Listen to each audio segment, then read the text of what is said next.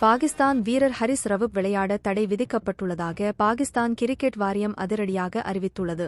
அதற்கான காரணத்தையும் விளக்கியுள்ளது. வாங்க பார்க்கலாம்.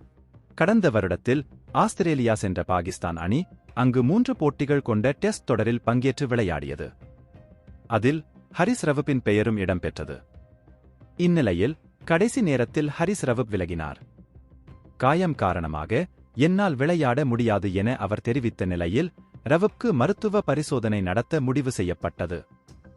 இந்நிலையில் ஹரிஸ் ரவூப்பை பரிசோதித்த பாகிஸ்தான் கிரிக்கெட் வாரிய மருத்துவ குழுவினர் ஹரிஸ் ரவூப் சொன்னது பொய் என்று கண்டுபிடித்தனர். ரவூப் சரியான பிட்னஸுடன் இருக்கிறார் என அறிவித்தது. மருத்துவ அறிக்கைக்கு பிறகு அறிக்கை வெளியிட்ட பாகிஸ்தான் கிரிக்கெட் வாரியம் ஹரிஸ் ரவூப் ஆஸ்திரேலிய தொடரில் இருந்து விலகியது தவறு, பொய்யான காரணத்தை கூறியது மருத்துவ அறிக்கையில் தெரியவந்துள்ளது. பாகிஸ்தான் நாட்டிற்காக விளையாட வேண்டும் என்பதுதான் பாகிஸ்தான் வீரருக்கு முதன்மையானதாக இருக்க வேண்டும்.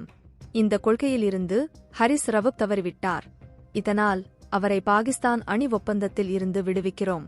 அது மட்டுமல்ல, வரும் ஜூன் 30 வரை அவர் எந்த ஒரு T20 லீக் கிரிக்கெட்டிலும் விளையாட முடியாது எனவும் தெரிவித்துள்ளது. வாழ்நாள் தடை. ஹரிஸ் ரவூப் ஜூன் 30 சரியான விளக்கத்தை கொடுக்க வேண்டும். மேலும் மன்னிப்பு கடிதத்தை உடனே வழங்க வேண்டும் என கூறப்படுகிறது. ஒருவேளை அவரது காரணம் ஏற்றுக்கொள்ள முடியாத பட்சத்தில் இருந்தால் அவரை வாழ்நாள் முழுவதும் தடை செய்ய வாய்ப்பிருப்பதாக கூறப்படுகிறது.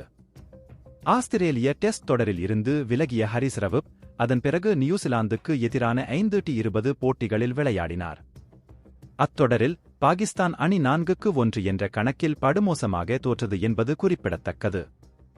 கிரிக்கெட் செய்திகளை உடனுக்குடன் அறிந்து கொள்ள நியூஸ் கிரிக் சேனலை சப்ஸ்கிரைப் செய்யுங்கள்.